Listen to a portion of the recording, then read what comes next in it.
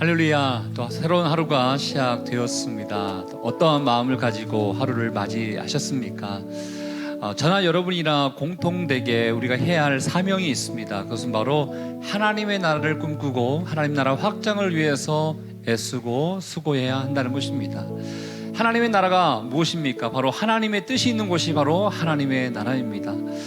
우리가 오늘 찬양하면서 또 예배 드릴 텐데요, 특별히 찬양 가운데 주님, 내 뜻대로 내 마음대로 살아가는 것이 아니라 하나님의 나라를 위해서 하나님의 뜻대로 예수를 닮아가는 그런 삶이 되기를 원합니다. 이 마음의 고백을 주님 앞에 드리며 나가는 시간이 되었으면 좋겠습니다. 하나님이 기뻐하신 뜻을 우리가 생각하며 찬양으로 주님 앞에 나갑니다.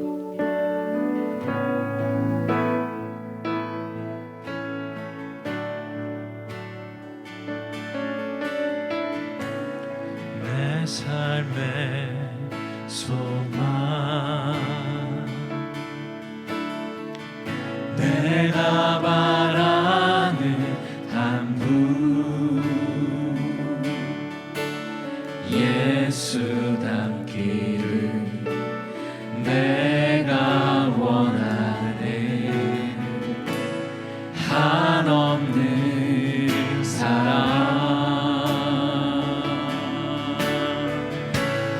풍성한 근육,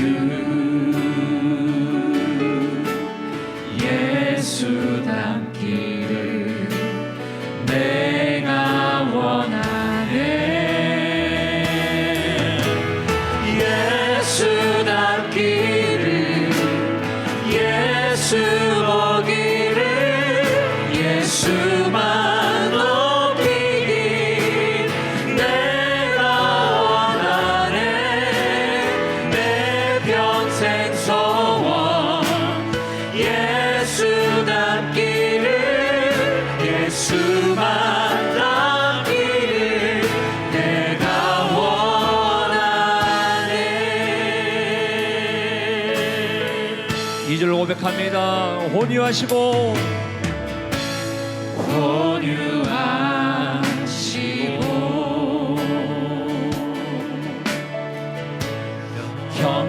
겸손하신 성품, 예수 닮기를 내가 원하네. 자비하시고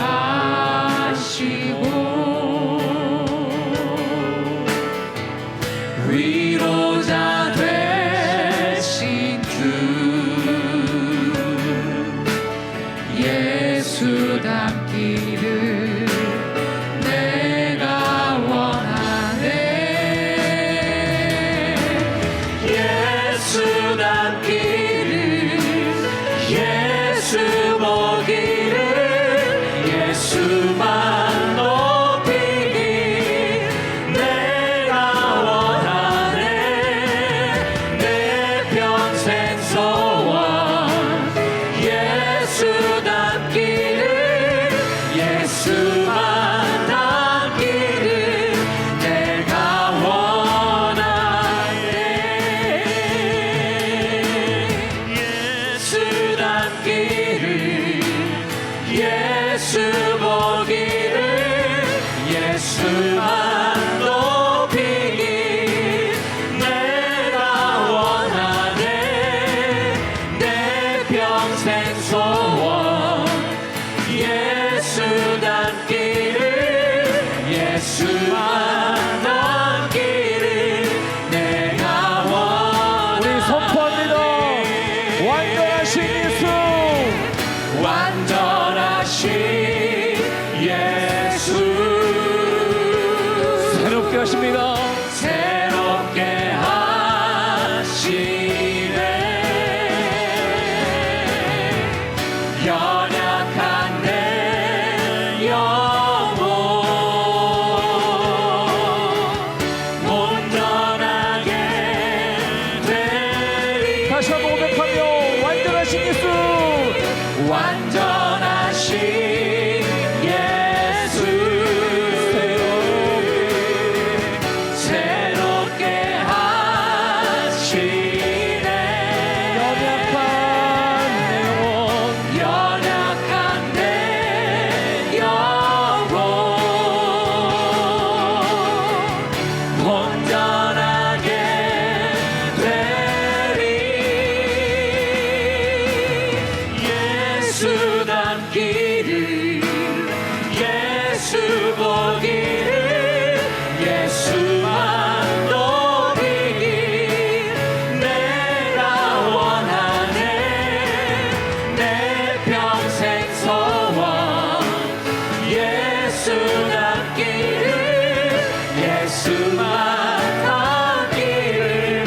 우리 마지막으로 한 번 더 고백합니다. 예수 닮기를, 예수 닮기를, 예수 보기를, 예수만 높이기 내가 원하네. 내 평생 소원 예수 닮기를, 예수만 넘기를 내가 원하네. 하나님 아버지, 우리에게 주신 사명, 하나님의 나라를 꿈꾸기 위하여 나의 힘과 나의 능력과 나의 의지가 아니라 예수 그리스도를 닮아가는 우리 인생이 될 수 있도록 주님 인도하여 주시옵소서. 오늘도 주님께서 주시는 말씀을 우리가 보고자 합니다. 이 말씀 안에 담겨져 있는 하나님 아버지의 그 마음을 우리가 잘 헤아릴 수 있는 시간 될 수 있기를 원하오니 거룩하신 성령이시여 말씀을 통하여 우리에게 귀한 은혜를 베풀어 주시옵소서. 함께 하실 주님께 감사와 영광을 돌려드리며 존귀하신 예수님 이름으로 기도합니다. 아멘. 아멘. 오늘 하나님께서 우리에게 주시는 말씀은 신명기 15장 1절부터 11절까지의 말씀 되겠습니다. 말씀 제목은 서로 나누고 베풀 때 하나님 나라가 임하게 됩니다 라는 말씀 제목인데요, 말씀을 듣기에 앞서서 함께 말씀을 또 낭독하도록 하겠습니다.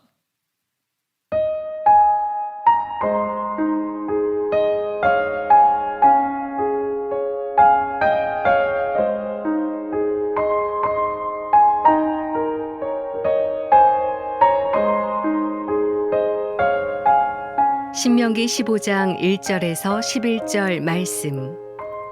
매 7년 끝에는 면제하라. 면제의 규례는 이러하니라. 그의 이웃에게 구워준 모든 체주는 그것을 면제하고 그의 이웃에게나 그 형제에게 독촉하지 말지니 이는 여호와를 위하여 면제를 선포하였음이라. 이방인에게는 내가 독촉하려니와 내 형제에게 구워준 것은 내 손에서 면제하라. 내가 만일 내 하나님 여호와의 말씀만 듣고 내가 오늘 내게 내리는 그 명령을 다 지켜 행하면 내 하나님 여호와께서 내게 기업으로 주신 땅에서 내가 반드시 복을 받으리니 너희 중에 가난한 자가 없으리라. 내 하나님 여호와께서 내게 허락하신 대로 내게 복을 주시리니 내가 여러 나라에 구워줄지라도 너는 꾸지 아니하겠고 내가 여러 나라를 통치할지라도 너는 통치를 당하지 아니하리라. 내 하나님 여호와께서 내게 주신 땅 어느 성읍에서든지 가난한 형제가 너와 함께 거주하거든 그 가난한 형제에게 내 마음을 완악하게 하지 말며 내 손을 움켜쥐지 말고 반드시 내 손을 그에게 펴서 그에게 필요한 대로 쓸 것을 넉넉히 구워주라. 삼가 너는 마음에 악한 생각을 품지 말라. 곧 이르기를 일곱째 해 면제년이 가까이 왔다 하고 내 궁핍한 형제를 악한 눈으로 바라보며 아무것도 주지 아니하면 그가 너를 여호와께 호소하리니 그것이 내게 죄가 되리라. 너는 반드시 그에게 줄 것이요 줄 때에는 아끼는 마음을 품지 말 것이니라. 이로 말미암아 내 하나님 여호와께서 내가 하는 모든 일과 내 손이 닿는 모든 일에 내게 복을 주시리라. 땅에는 언제든지 가난한 자가 그치지 아니하겠으므로 내가 내게 명령하여 이르노니 너는 반드시 내 땅 안에 내 형제 중 곤란한 자와 궁핍한 자에게 내 손을 펼지니라.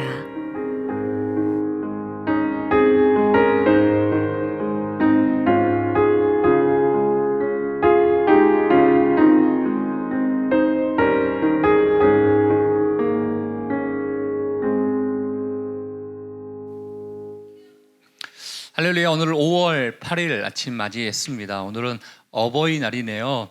무엇보다도 우리 부모님들에게 우리의 마음을 담고 또 사랑을 담아서 표현할 수 있는 그 날이 되었으면 좋겠습니다.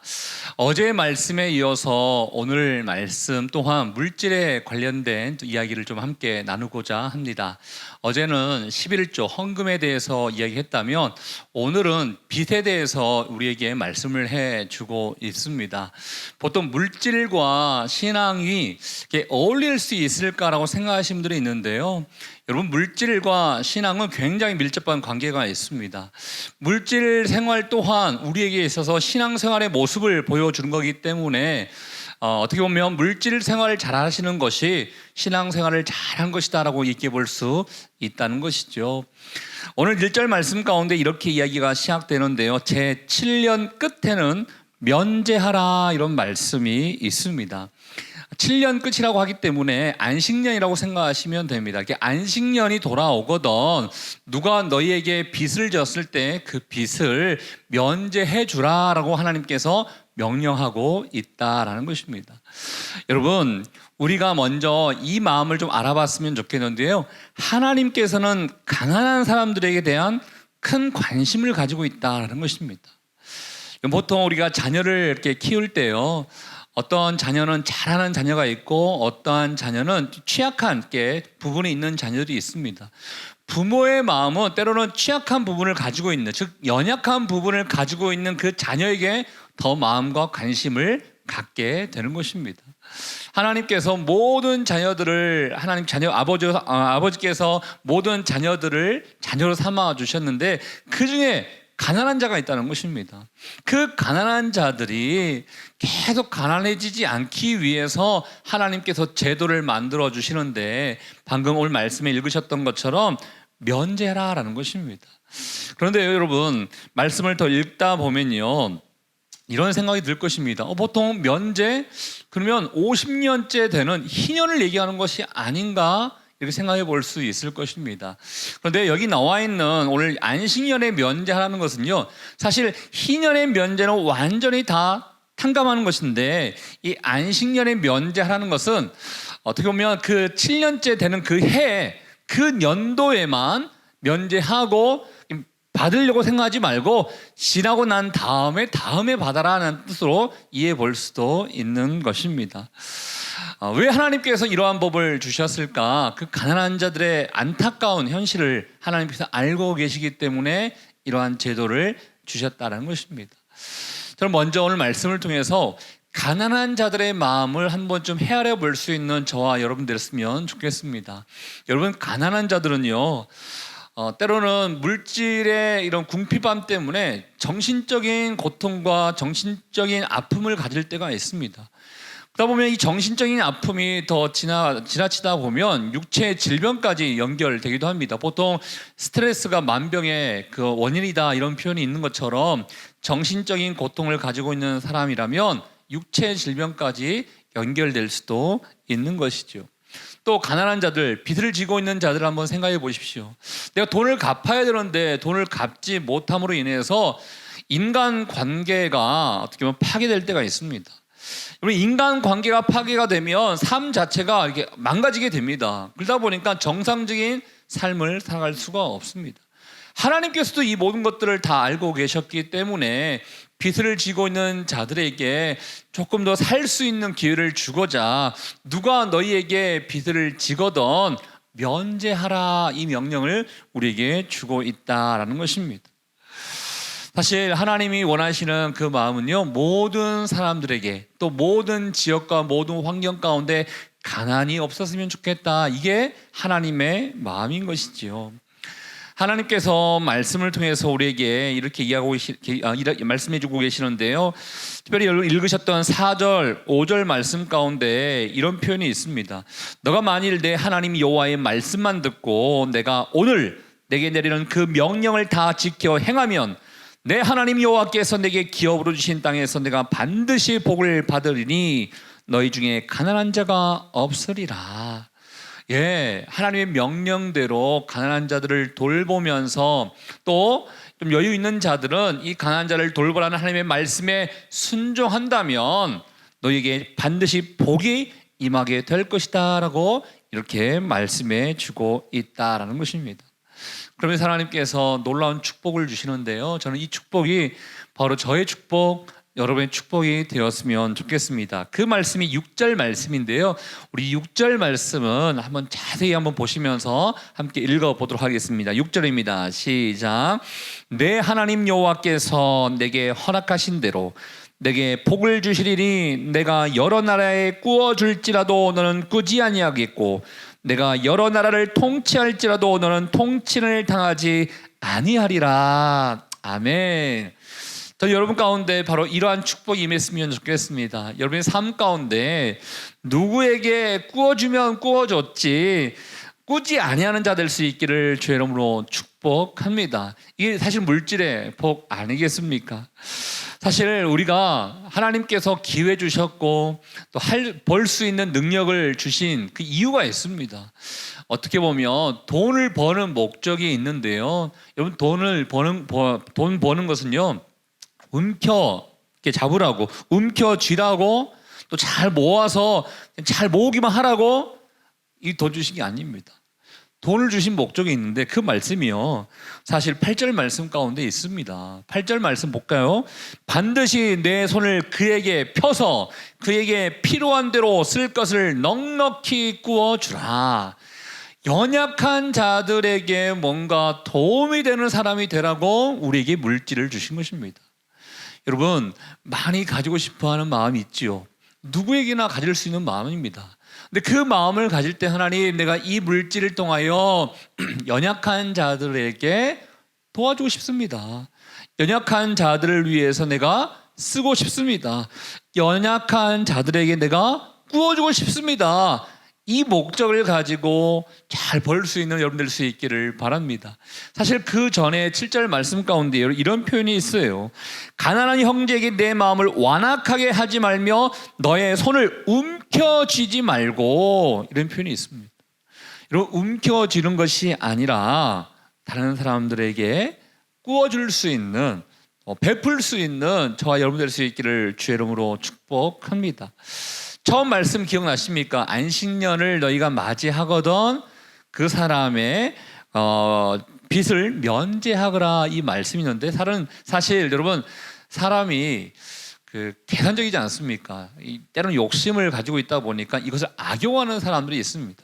사실 하나님의 마음은요, 첫 번째 1년차, 2년차, 3년차, 심지어 6년차가 되더라도 긍휼의 마음을 가지고 그 영혼들을 베풀 수 있어야 되는데요, 사실 1년차 됐을 때 빌려줬을 때 저 사람이 내년에는 갚겠지라는 생각이 있을 수 있잖아요. 그런데 안식년을 맞이하기 바로 전에는요, 내가 이 사람에게 줘봤자 못 받을 것 같은데, 이런 마음이 들다 보니까 도와주고 싶은 마음을 안 가질 수도 있습니다. 하나님께서 말씀하시기를 그것은 죄다라는 겁니다. 너가 그것을 악용하고 악한 생각을 품지 말라. 너가 그런 마음으로 도와주지 아니하면 그것은 반드시 죄가 되니까 그런 마음 가져서는 안 된다라고 하나님께서 말씀해주고 있다는 것입니다. 쉽게 얘기해서요, 가난한 자들을 바라보고는 인색하게 굴지 말라라는 말씀을 오늘 말씀을 통해서 우리에게 해주고 있다라는 것입니다. 그래서 오늘 말씀의 결론 11절 말씀 가운데요, 땅에는 언제든지 가난한 자가 그치지 아니하겠으므로 내가 내게 명령하여 이르노니, 하나님도 아세요. 이 땅 가운데 가난한 자들은 늘 있다는 것을 하나님께서 알고 계세요. 그런데 너는 반드시입니다, 마땅히 해야 할 것을 얘기하고 있습니다. 반드시 너 땅 안에 내 형제 중 곤란한 자와 궁핍한 자에게는 내 손을 펼치리라 라고 이렇게 말씀해 주고 있다는 것입니다. 여러분, 말씀을 우리가 묵상했다면 이 말씀으로 말미암아 내가 어떻게 적용할 수 있을까, 이게 바른 태도인 것입니다. 우리는 가난한 사람들을 자주 볼 수 있습니다. 때로는 그 가난한 자들에게 물질이 필요할 수 있고 먹을 것이 필요할 때가 있는데요, 그때 인간인지라 나름대로 계산하기도 하고 또 이렇게 하면 어떻게 되지? 라고 생각하기도 합니다. 그런데 주님께서 말씀하시기를 관대하게 그에게 베풀어라 라고 말씀해주고 있다는 것입니다. 여러분 주변에 도움을 필요로 하는 자가 혹시나 있습니까? 그렇다면 그들에게 구체적으로 어떻게 해야 할지를 한번 생각해 봤으면 좋겠습니다. 하나님은 여러분에게도 관심이 있지만 가난한 자에게도 관심이 있습니다. 하나님은 어쩌면 여러분들에게 너가 그 가난한 자를 어떻게 대하는지 내가 한번 살펴볼게 라고 우리를 바라보고 있을 수도 있을 것입니다. 사실 이렇게 함께 나누고 베푸는 이런 모습이 우리 안에 있을 때 우리 안에 진정한 하나님 나라가 임하는 것 아니겠습니까? 여러분, 우리 욕심 조금 더 내려놓고 가난한 자들에게 더욱더 베풀며 섬김으로 하나님이 기뻐하실 수 있는 저와 여러분 그리고 우리 교회가 될 수 있기를 주님의 이름으로 축복합니다. 함께 기도하도록 하겠습니다. 하나님 고맙습니다. 오늘도 귀한 말씀을 우리에게 해주셔서 감사합니다. 하나님, 먼저는 우리 주변에 가난한 자들이 많이 있음을 우리가 주님 앞에 아뢰입니다.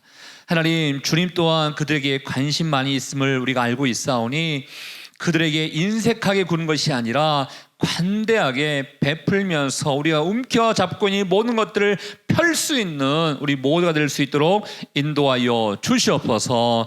오늘도 함께 하신 주님께 감사와 영광을 돌려드리오며 지금 이 시간 우리 인생의 길과 진리와 생명 되시는 예수 그리스도의 은혜와 하나님 아버지의 그 크신 사랑하심과 성령의 교통, 위로 충만하심이 하나님의 마음이 있고 관심이 있는 곳에 우리의 마음과 관심을 두기를 원하는 죄의 백성들 한 사람 한 사람 머리 위에 우리 가정과 일터와 사람 살리는 교회 위에 이제부터 영원토록 함께하기를 간절히 축원하옵나이다. 아멘.